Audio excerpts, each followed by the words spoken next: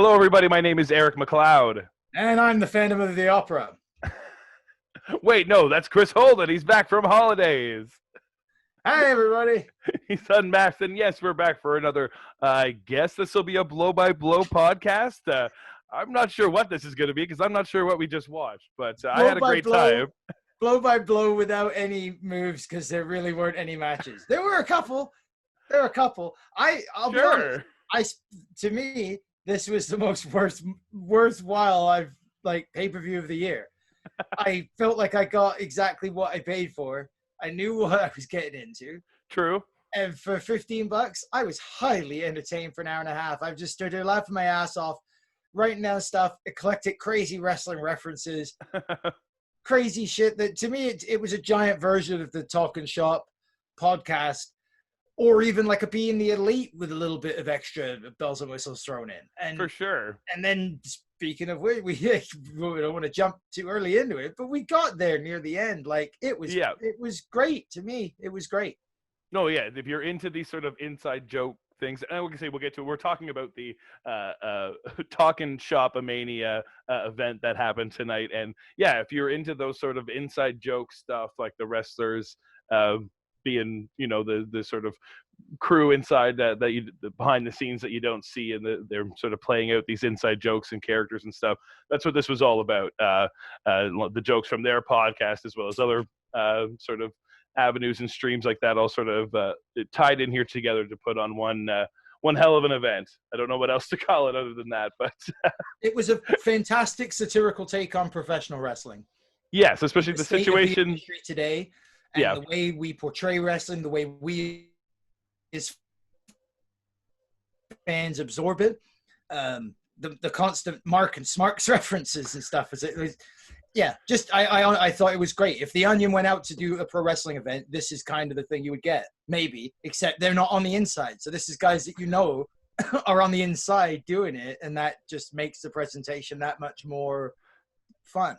Yeah, no, absolutely. I think this was a total different kind of thing, and that's the fun thing about wrestling, is there's just always something radically different to sort of watch and go over and that kind of stuff. Like I say, I watched GCW last weekend, and that was a totally different show from this kind of show. And like I say, there's always something different to offer you out there. And I thought this would be a fun sort of different thing to cover here on LowBlowRadio. And yeah, what way to come back from vacation, that's for sure. Yes, Chris, welcome back.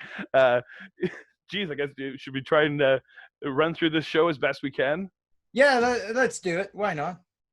Perfect. Well, like I say, they sort of kicked off with a bit of a podcast intro from Doc Gallows, Carl Anderson, and Rocky Romero. Rocky Romero, thank you. Couldn't think of his name off the top of my head there. The Talk and Shop podcast guys, kind of letting you know what you're kind of getting in store for here. They realized after doing some editing and looking at the show sober that it maybe needed a bit of an intro to let you know sort of, hey, if you didn't already, realize what you were getting in store for here, here's a sort of like a palate cleanser to sort of let you know this is not going to be your regular kind of wrestling show. Don't expect, the typical anything out of this. And yeah, geez, we certainly didn't get any of that straight from the kickoff.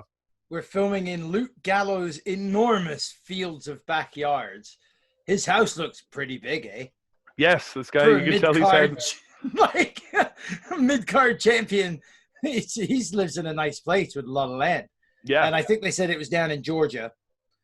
The first person that we got to surprise or whatever was Teddy Long. Yep. And he said, motherfucker. What another way to sort of set the tone, right? These are not going to be the guys you've seen in WWE. No way, player. And then Dave Penzer was doing the intros. Oh, yes, looking certainly a little disheveled, but the voice was the fun nostalgia, that's for sure. And we got a promo to start off for tonight's Boneyard match main event between Sex Ferguson, who might be Luke Gallows. I don't watch the podcast all the time, but and Chad Too Bad, who I'm pretty sure is Machine Gun. What? I want to ruin it. I don't want to break kayfabe. You sure? So Nice. then we had the social distancing battle, and the promo was hilarious. It was great. Oh yeah, I mean, you remember these characters from Southpaw Regional Wrestling when they had them on there?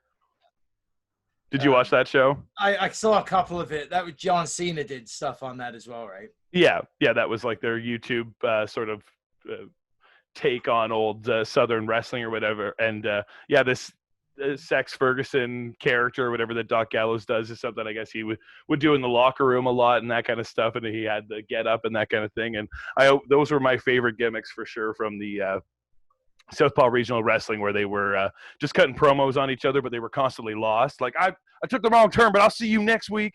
And then the other guy would be like, well, I ran out of gas, but, in 2 weeks I'll be there. Swamp fight or whatever it was going to be. And like, oh, yeah. So fun to see these characters back again, something they were able to hold on to for sure. Hopefully the WWE didn't take everything from them. And, yeah, I really enjoy his Undertaker impression. It certainly let you know what we were going to get in store for later on. You will rest in feces. Oh, terrible. Then the social distancing battle royal was the match to kick off the night. Jake Manning from High Spots was there. Freight Train was there. Chavo Guerrero joined the club in the commentary position. Yep. That was pretty cool. I like Chavo. Yes. No, he was all over the show by the end of it. And, great to hear his voice on the commentary booth. I think the only real recognizable name for me in this was Brian Pillman Jr. running around in the ring. You could tell he was the only real athletic talent trying to do spots. Gallows minions. These are guys from Luke Gallows has a wrestling school down there. I knew. Oh, okay. It would make sense. Yeah. They're kids that he's been training up and getting ready. So for them, this is their WrestleMania, I guess. So for some of them, it's as close as they'll ever get. That's right. Freight Train was eliminating everybody until Stang appeared from out of nowhere. Yeah, there's no way that was Heath Slater. That's Stang, baby. So I get this reference is from the I listen to the Wrestling Figure podcast, so that's Brian Myers, which we'll get to later on, and Matt Cardona. And when they have Heath Slater on, because he has such that thick Southern accent or whatever, when his favorite wrestler is Sting, but he says it's Stang. He's like, Stang, he's my favorite character, man. He's my favorite wrestler. Stang, he's the best. They're like, Sting? Is that what you're talking about, Sting? So then they wrote up this character Stang, like it's the fucking knockoff of Sting. So that's why it was great for him to come and be like, "That's gimmick infringement, man." So I popped real hard for that because I listen to that podcast every week. So amazing to see Stang out there. No way that was Heath Slater. Pillman Jr.'s bump on Freight Train's clothesline is clothesline. I call it that in the most generous possible way. He just kind of waddled out from the corner with his arms outstretched. Yeah. He called Pillman Jr. and he bumped like fucking Shawn Michaels and Dolph Ziggler rolled into one off that clothesline. That was fantastic. I loved that. Oh, ridiculous. Then we had the appearance of Alex Kozlov. He's the Russian, what was he? Yes, some kind of the one with the mother, the bearded mother. Yeah, Kozlov's bearded mother comes out with a handbag. Handbags are everywhere. Oh, he was a former Japanese star and all this kind of stuff. Yeah, they had all this backstory for this guy. Smoking into the ring, so definitely a guy after our hearts for sure. Kozlov's mother and Pillman Jr. tossed Freight Train over the top. Then Kozlov's bearded mother eliminated Pillman Jr. Then she eliminates Kozlov. It appears that she has won the Battle Royal, but no, because then, what was his name? Chico. Chico. No way that's Rocky Romero. That's Chico. Chico enters.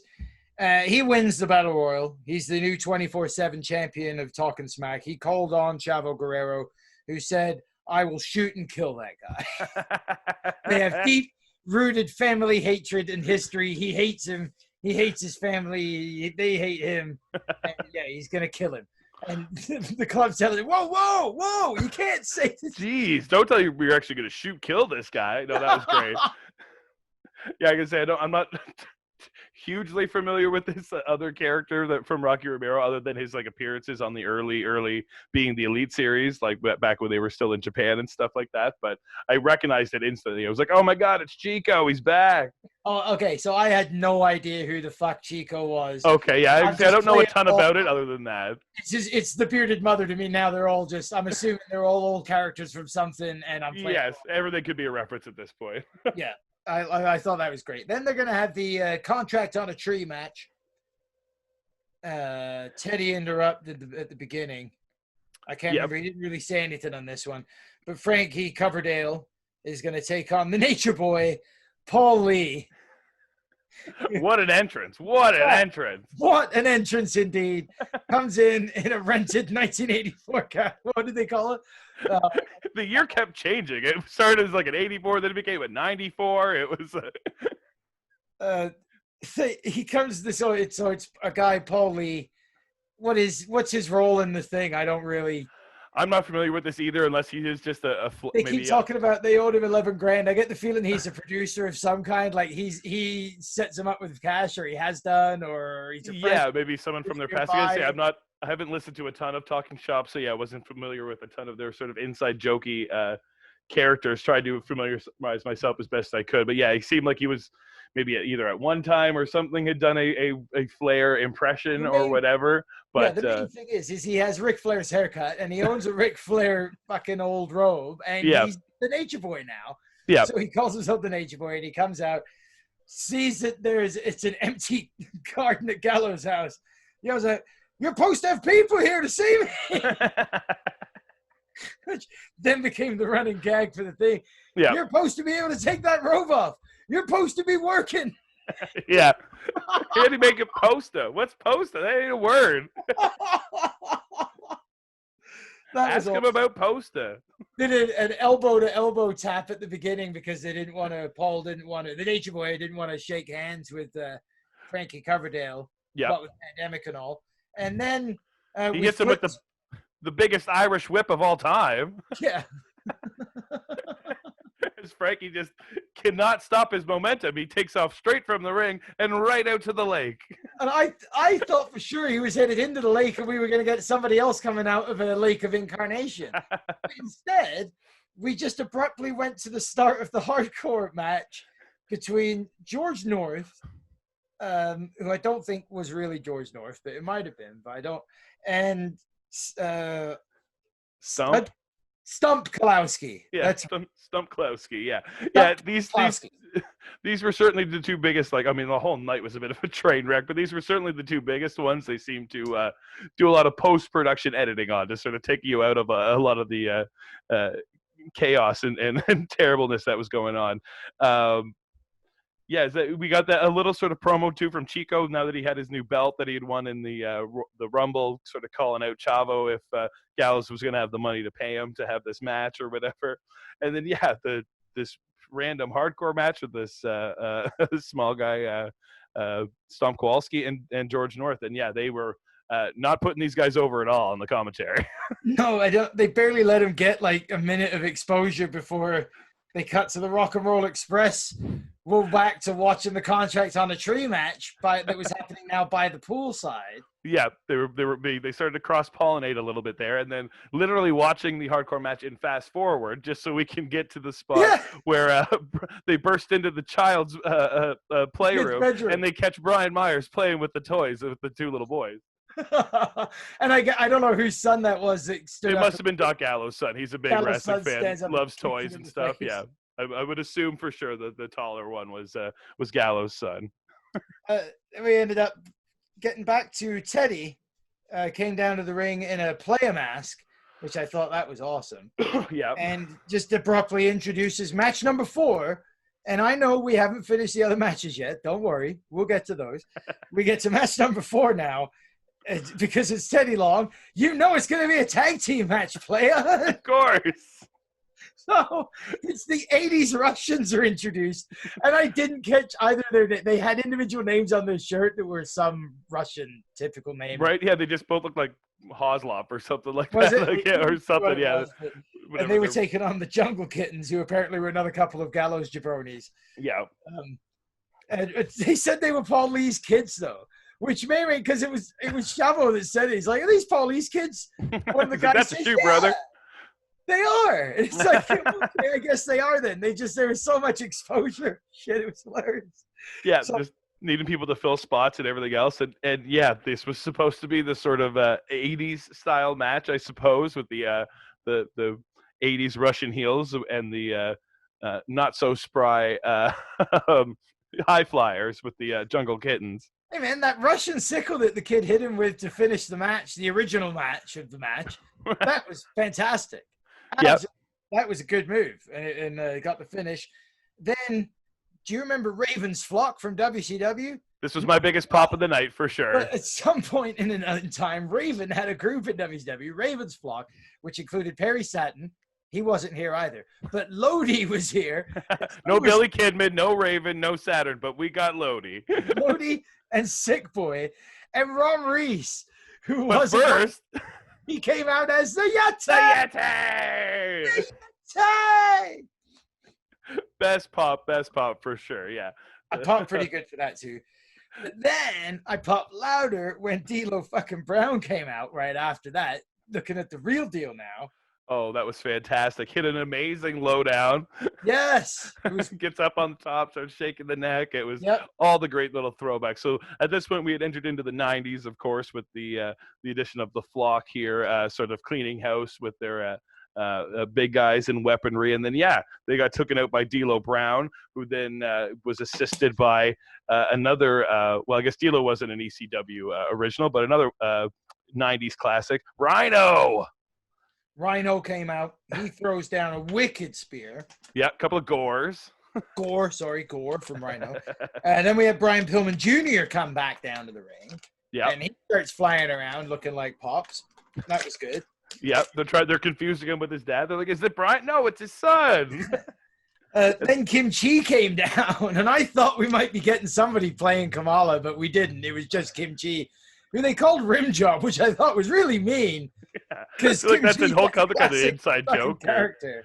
Yeah, but, I don't know if that's like a rig. Because what's his name? Brooklyn Brawler, didn't he play Kimchi for quite a while? Oh, that's right. Yeah. I'm trying to think if maybe there was some sort of reference to one of the people who did play Kimchi, but yeah, that one was a little beyond me. But I really enjoyed the next one. Chavo Guerrero comes with out. Pepe. If you didn't watch WCW back in the days of Raven's Flock, you wouldn't know Pepe either. This was from around the same time, and Pepe is actually back from the dead because it was Perry Saturn that ran Pepe through a wood chipper. That's right. Now you know. These are long before the moppy days. Chavo puts down Kim Chi and goes up top, and Gallo starts yelling out, "Hey, Chavo, there's no need to get hurt on this BS. Don't be careful, As he throws down looks up to the sky, points to Uncle Eddie, and threw down a great frog splash on the Kim Chi. That was great. Yeah, then he set up the Three Amigos suplexes, and I think that was when we got the Cold Stone Willie Mack coming out. Yeah, then Willie Mack, who we just watched on Slammiversary a few weeks ago, he comes strolling down to the ring. Yeah, you can tell they've been making some friends already at Impact because we had a few of those appearances here. No, it was great to see him out. Throws out some stunners. And yeah, he won, I guess. He won the... I guess him and Chavo were the last tag team? Sure. They win this match. And it's only because they couldn't get Undertaker to come do it, because there would have been nothing better than Teddy Long saying, "Now, player, you have to face the Undertaker!" But that, yeah. If only, yes. If only we could have gotten there. And they had some Stone Cold beers, some Talking Shop beers afterwards, and they cheersed in the ring. And yes, this was, yeah, oh man, what a match, what a match. Yeah, highly entertaining. Lots of great throwbacks. It's everything you hope for from a Royal Rumble when you get to see all these great names from the past. For sure. Other than, like I say, if these were counted as matches, I would say this was the best other than the main event for me. This was the most pops that got me in certain spots and that kind of thing. So, yeah, definitely really enjoyed this. Do we have Rory Fox next? Was that the Yeah, so we had Rory Fox, who I am familiar with him from the Wrestling Figure podcast. I've heard the story where Matt Cardona, they wrestled early on, and he did roll him up in like a schoolboy or something like that and had ripped his tights, and it just happened to be he had cheap tights on. And was barely wearing anything underneath, and it had just sort of been this humiliating thing that happened to him. And then as careers happen, one person had a big career as Matt became Zack Ryder and all that stuff, and poor Rory Fox just sort of didn't. And the rapper delivery man, yes, is looking for revenge here on Matt Cardona, calling him out because his other boys are here and that kind of thing. And yeah, I wonder if we're actually going to get an appearance from him. I assume not, because we just saw him appear on AEW this week. But we did get his former tag partner, Brian Myers, coming out. Yeah, the former Kurt Hawkins comes down and says, "You idiot, you know he's not going to be here. He just signed with AEW, you fucking moron. So don't do that. But we do have an opponent for you." A former 6-time WrestleMania participant, Vince McMahon's illegitimate son, Dylan Hostile himself, Swoggle Ryder. Yeah. Coming out in his best sort of Matt Cardona, Zack Ryder impression. He's got his gear on, and oh boy, Swoggle's seen better days. But actually, yeah, oh my God, that's what I thought the start of it too. But the best line of this match was as Rapid Delivery Rory Fox was walking down to the ring. He had, I think it was Carl Anderson saying, "He looks like a young Terry Bollea. Look at that cock." They were definitely focusing in on this poor man's cock, for sure.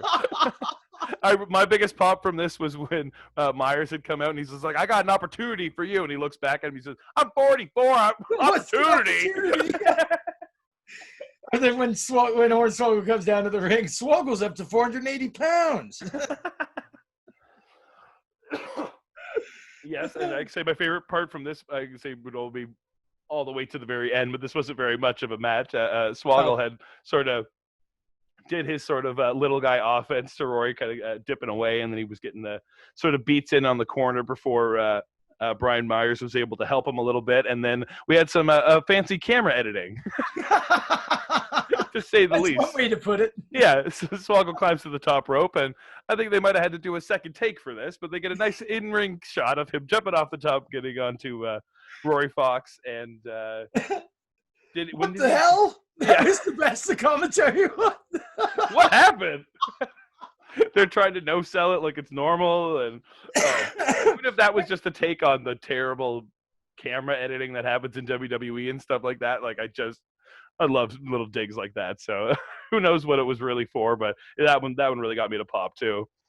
We went back to the hardcore match, which is now happening in the pool, and then we went back to the contract on a tree match, which was also happening in the pool. But they weren't. I don't think endless headlock. It was just that headlock, baby. Yeah, would never end. Dipping him under the water, and he would come up and spit a little bit. That might have actually been the last time we saw either Nature Boy Paul Lee or the guy he was beating up. I think that was pretty much the end of that and the hardcore match. The guy pushed him down the slide, and that seemed to be the end of that. And then, we're catching up with Chico down in the weight room. Yeah. Chavo tries to, I don't know what the hell I've written there. Well, Chico was like, he was ready to do some sets. He was spotting him. He's trying to spot him, and then he tries to murder him again. That's right. Yeah. My favorite parts of this was just how loud Chavo was, like explaining all the stuff. Like, no, oh my stomach. Oh, you hit me with the ab roller. Oh, the soft chair spot. Oh, my face. The padded chair to my face. Oh, it's gonna hurt so much. Yeah. This is Chavo talks too much. It was great though. I thought honestly, this was my match of the night contender. I thought this was a great match. And Chavo wins the 24/7 championship from Chico by pinfall, only to walk out into the hall and be pinned by Chad Too Bad, who, in their right fucking mind, hands their 24/7 title belt to another wrestler. Just for a sip of beer? Come on. Come on now. You should learn your lesson there. Come on, pal. But he was a 24/7 champion, for Christ's sakes, right? Back when it was a hardcore title. Yeah, I'm sure he'd carry it at one time. Yeah. So he knew what was going on. So he should know better. That was silly by him. Then we got one of the weirdest segments of the night, and possibly the actual worst. If you want to think about like bad, how this was supposed to be bad versus bad that it was, okay, in the same way that you have Heat, your X-Pac Heat versus Go Away Heat. Yeah. No More came out. And this segment was not funny bad.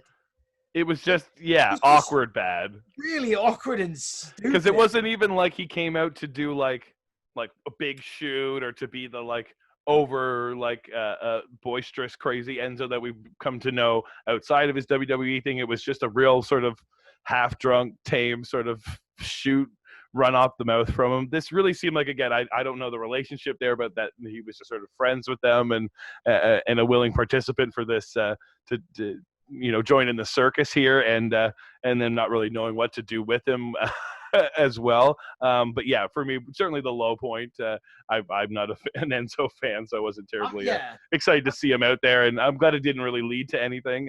It was nice to eventually have his spot in the Boneyard match was great, and I'm happy with that. Yes, I agree with that. If that had been the only thing he'd done all night, that would have been great. But he comes out, he appears to spoil the Boneyard match main event in the middle of his promo.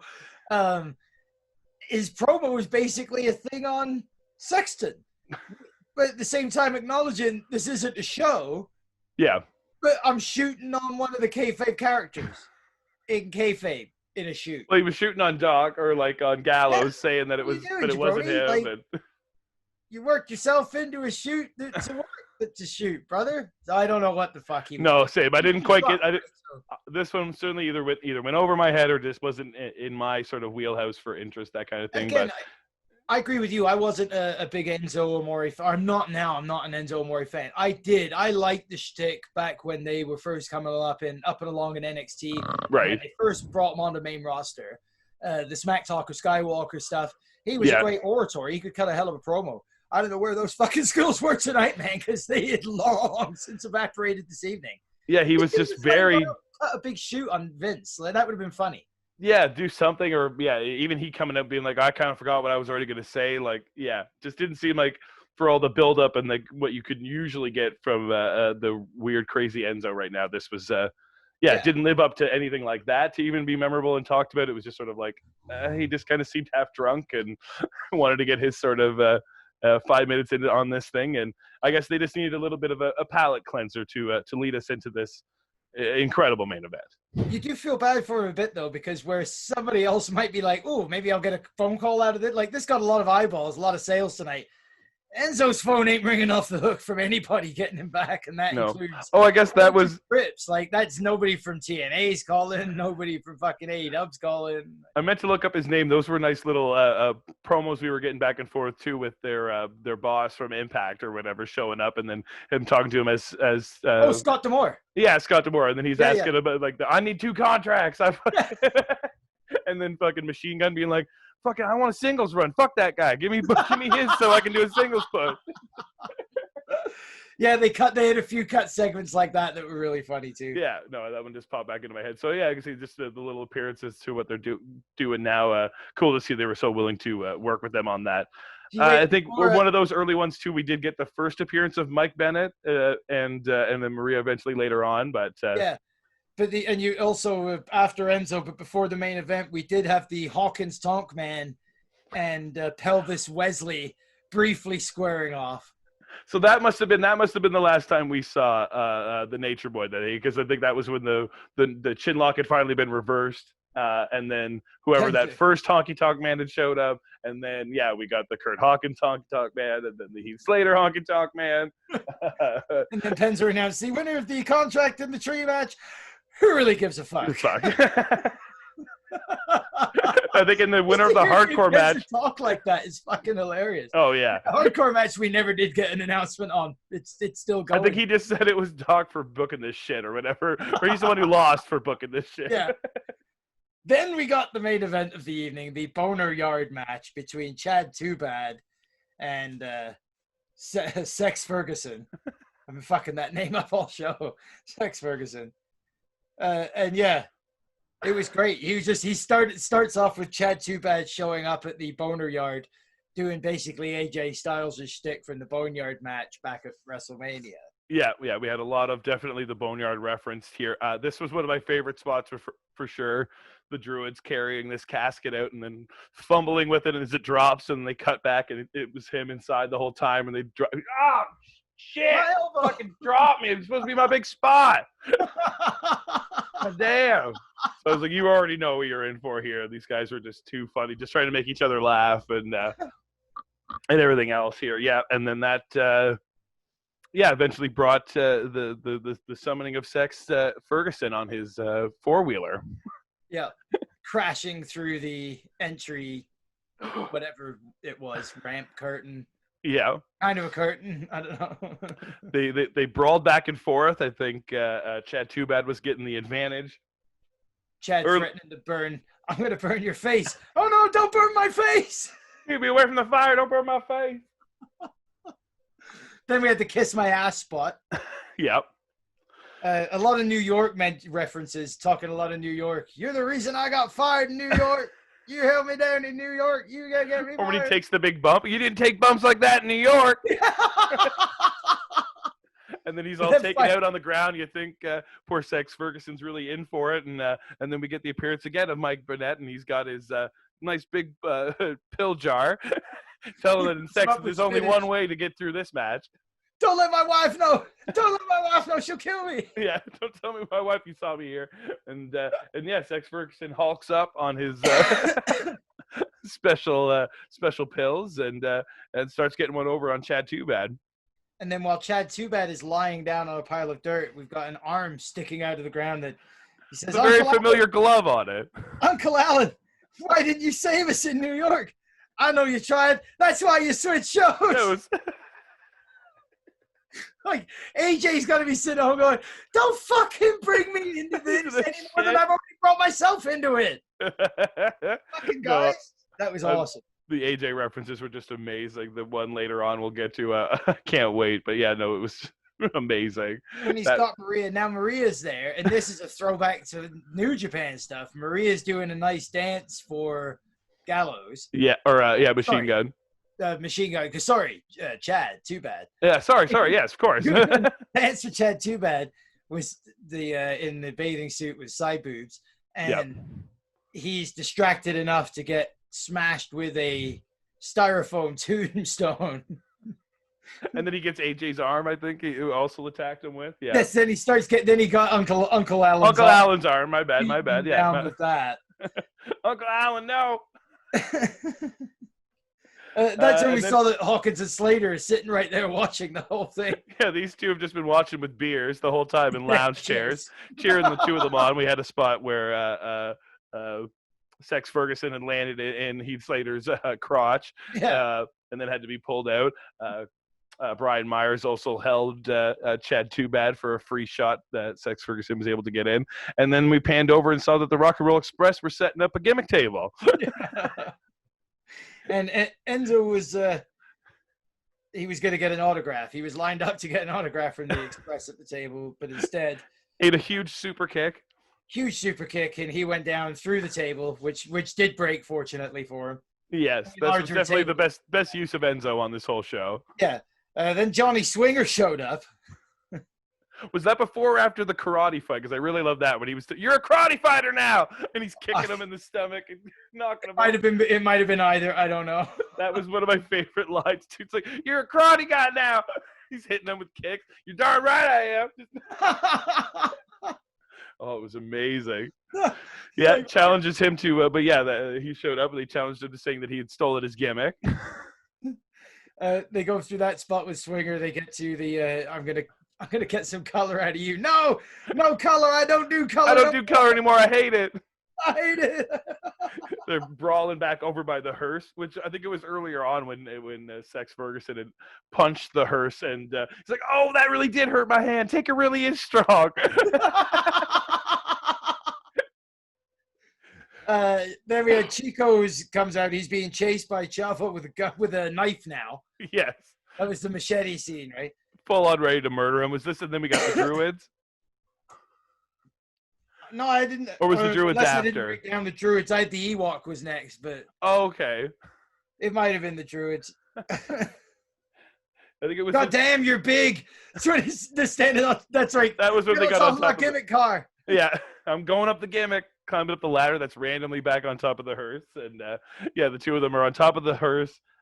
He flips him up to put him into a tombstone, farts in his face, and the two of them crash land on top.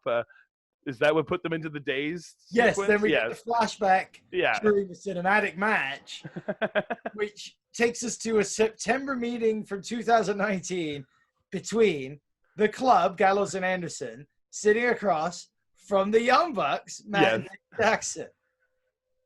No, this was great. This is obviously what was one of the bigger news stories that had followed the Good Brothers post their WWE release, and when they were finally able to start talking about stuff, and especially more recently about how close they were to signing with AEW, how close they were to doing all these kind of different things before they had re-signed the first time with WWE, and then the pandemic and all that kind of stuff, and just playing up sort of a lot of that story and the sort of heat that people are tacking onto it here. It's nice to see that they're all sort of obviously still get along and all that kind of stuff, and it's water under the bridge and those kind of things. But the jokes and the inside lines, like everything about and this one had some of the best ones. Yeah, this was my pop of the night. Like as soon as this started, but every bit of it when they talking about how big we're going to get you over and stuff, and come April, come March, like, well, don't worry unless it's a pandemic, but that's never going to happen. And then while they're there, the phone they've just made the agreement with the Bucks to this contract, and they're going to sign with AEW. They're all looking at the camera chanting AEW, AEW. And then Carl Anderson's phone goes off, and he looks at it and says, it's still so cool to get a text message from Triple H. It's like, it's New York. We can't. And the Bucks said, you verbally agreed? He's like, yeah, we do that a lot. So funny. Then they're arguing with themselves. Like, man, how much you want to bet they just end up back in TNA anyway? That was great. It's a Faisal in the last line after they super kicked him back into consciousness. Yeah. And then they're both just dazed on the ground. TNA, aces and eights. No. Oh, priceless. And then we were back to the other spot by the fire pit with, I'm going to burn you. Don't burn me. I'm just ribbing you. And he takes him to the tombstone instead and smashes him. I'm going to bury you. Yeah. I'm going to bury you. Don't bury me. Don't bury me. Don't do it. Get me out of the dirt. And that pretty much closed our show. Yes, Chad. Too bad put him in there, and it looked like we got the sort of emergence of maybe a fiend type character. The torturers, they were calling him the cock torturer. Okay, that's why he had that huge dildo and stuff, and the this Jason style mask, and this is it's the Fiend. It was the Fiend coming back out of the swamp or whatever last week. And I wonder if the mask sort of references was like to when he was the fake Kane and stuff like that. For Gallows too. He had the toy earlier on. I really like that when they were talking about gimmick infringement stuff. He's like, I hate imposters. No, I mean, all around, full of inside jokes, just full of great references, and the main event, they definitely saved all the best ones for this climactic thing here, which they sort of teased with a to be continued, maybe. Because who knows who's going to want to watch another one of these, but man, what a show. I honestly think that you could do this in a somewhat more serious format. Not serious, but the presentation wise done a little bit slicker, and somewhat slightly better workers doing some of the stuff that you need to do that way, so like the hardcore match doesn't come off as absolutely why did you even bother having that? For sure. I think with these could really work. I think I'm not talking you're gonna have something that's gonna touch real numbers, but I think he'd have something that gets a cult following that would really enjoy this kind of stuff. If they could touch, like, Impact seems so willing to do those one-off type things too. Like when they do like, well, this is a special nostalgic TNA event, or they do like, they did that like Halloween one where everyone was like in a real old-timey get-ups and that kind of stuff. So they're willing to like, stretch the limitations of wrestling and the kayfabe and the story and that kind of stuff. So if they were willing to like commit some of their people to something like this, they could certainly do it in a more like you said, not serious, but more believable fashion with people you are a little more wanting to see, but also, these kind of like crazy, weird shenanigans and let them do their own commentary, which is definitely a part that gets it so over where they're just, shooting on all this stuff. And gotta believe they could get Rusev on one of these in a heartbeat. That guy's hysterical. Like his Twitch stuff has been, and his Twitter is hilarious. Yeah. Him not chained up by WWE stuff to do something like this, he'd be fantastic at it. And then you can add that element of a bit of work in there as well, along with it, to make it that much more entertaining. Yeah, for sure. I see there's potential here for something. For sure. Compared to like I caught some of the backyard, like the GCW backyard. It felt way more like a nostalgic throwback to backyard wrestling that you remember. And this like just happened to take place in a backyard. Didn't have a lot of the like gimmick backyard stuff, which was interesting. It just it really had a sort of flavor of its own in this cinematic times that are sort of hard to find that, which was interesting. So I'm glad we did this blow by blow for it, because I was definitely excited to check this show out, and the main event certainly paid off. It's too bad they couldn't come up with a whole match in the pool. He had a damn slide and shit. Like, well, the Bucks I think did that best. If you saw their like versus each other match that they did in the cinematic style on Being the Elite, it was one of the best pool spots, at least that I'd seen, that had gone on for quite a bit. It's hard to do a whole full pool match. It's like on a trampoline, right? You're only going to do so many spots. Therein lies the challenge, right? I mean, I guess that's got to be why they don't do it, because maybe it really is. We've done the three things. When they drown you again? I don't know. Yeah. Well, we'll have to leave that for TalkNshopa-Mania 2 if they ever do it. I guess so. Yeah, this was different. This was fun. Thanks for watching, anybody. Hope you enjoyed it. Absolutely. Yes, Chris. Welcome back from holidays, and what a way to kick things back off here. Thanks again. Yeah, no, thank you, wrestling, for once again providing me some entertainment on a weekend. Otherwise, would have just been unpacking and sleeping. Exactly. Or, there's some UFC that went on tonight, too. We'll have to catch everyone up on that. You can hear us on the radio. We'll be back again this week, 88.7 The River in Ontario and that kind of thing. You can check it out online, 887theriver.ca. The show is Wednesday nights at 7 p.m. Encores Sunday at 10 a.m. And that's we can hear Chris and I talk about wrestling and MMA live on the radio. Where else can they hear us, Chris? Sounder, when I upload the last ones, because, vacation. And then that gets spread out to various podcast suppliers around the world. And, of course, catch us on YouTube. Check out LowBlow887. You point at your Twitter. Mine's on the wrong side and hidden and shit. At LowBlow887 is where we are on Twitter. And follow us on there. I think that's pretty much everything. Absolutely. Like, share, and subscribe here on YouTube. Get in the comments section. Thank you all for listening. And yes, we'll catch you for the next Blow by Blow here on Low Blow Radio Podcast. Adios.